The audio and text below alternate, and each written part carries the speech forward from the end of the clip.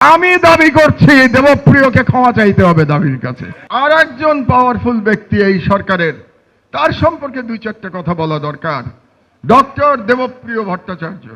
Doctor Debapriya Bhattacharya এই সরকারের parallel finance minister. একজন আছেন ডক্টর সালাউদ্দিন, তিনি হচ্ছেন নামে উপদেষ্টা, আর প্যারালাল এবং more powerful is doctor Debapriya Bhattacharya. কারণ দেখলাম আমরা যে প্রফেসর ইউনুস সাহেব যে আমেরিকাতে গেলেন, তার সঙ্গে সফর সঙ্গী হিসাবে সালাউদ্দিন সাহেব যান নাই, সফর সঙ্গী হিসাবে গিয়েছিলেন ডক্টর দেবপ্রিয়।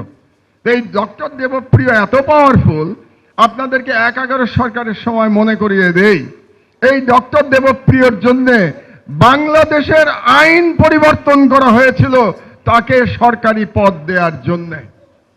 আপনারা ভুলে যান, ওই যে বলি না বাঙালি মুসলমান বড় তাড়াতাড়ি ভুলে যায়।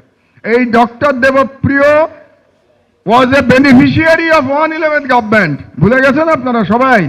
তাকে বিদেশে চাকরি দেওয়ার জন্য ফরেন মিনিস্ট্রিতে বাংলাদেশের আইন রাতারাতি বদলানো হয়েছিল। কি আইন বদলানো হয়েছিল আমি বলতে চাই না, এটা ব্যক্তিগত, আপনারা জেনে নেবেন, কিন্তু আইন বদলানো হয়েছিল তাকে সরকারে দেওয়ার জন্য। আজকে সেই দেবপ্রিয় অনেক পাওয়ারফুল। এই দেবপ্রিয় 2005 সাল থেকে পুরো 11 সরকারের সময় বাংলাদেশে ইন্ডিয়ান করিডোর দেওয়ার জন্য তিনি প্রতিদিন ক্যাম্পেইন করেছেন। বিদেশিদের টাকা নিয়ে প্রতিদিন সেমিনার করেছেন তিনি, যাতে বাংলাদেশে তথাকথিত করিডোর, তথাকথিত ট্রানজিট দেওয়া হয়।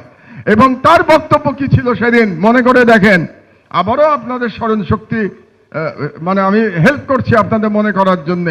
তিনি এই বয়ান ফেরি করতেন যে ট্রানজিট দিলে পরে ট্রানজিট থেকে আমরা যে শুল্ক পাবো, সেই শুল্ক দিয়ে বাংলাদেশ সিঙ্গাপুর হয়ে যাবে। সেই শুল্ক দিয়ে নাকি আমরা এত টাকা পাবো ভারতকে ট্রানজিট দিলে পরে, যে ওই টাকাতেই বাংলাদেশের ফরেন কারেন্সির সব প্রবলেম সলভ হয়ে যাবে, আমাদের আর ফরেন কারেন্সি লাগবে না। দেবপ্রিয় বাবু, আমি জানতে চাই আপনার কাছ থেকে, এই গত 16 বছরে ট্রানজিট থেকে কত ডলার আয় করেছে বাংলাদেশ, আমি জানতে চাই এটা। আজ পর্যন্ত আপনাদের কোনো সাংবাদিক এই প্রশ্নটা সরকারকে করে নাই। আসলে 16 বছরের চাটুকারিতা করতে করতে আপনাদের সাংবাদিকদের আর ব্যাকবোন বলে কোনো জিনিস নাই। আপনারা যে মন্ত্রীকে তো শুধু চাটুকারিতা করেন, আপনারা মন্ত্রীকে তো কেউ প্রশ্ন করেন না। আমরা তো দেখেছি সংবাদ সম্মেলনের নামে কি হয়, তো আমরা দেখেছি এই দেশে।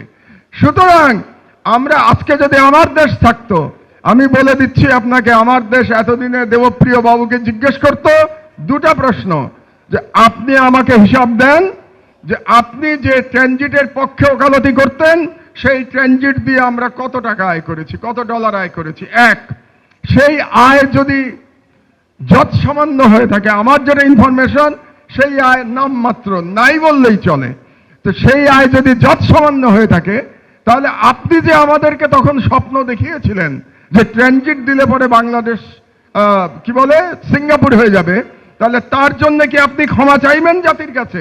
জেল জুলুম আমার হজম হয়ে যায়, ও কিচ্ছু যায় আসে না আমার জেল জুলুমে।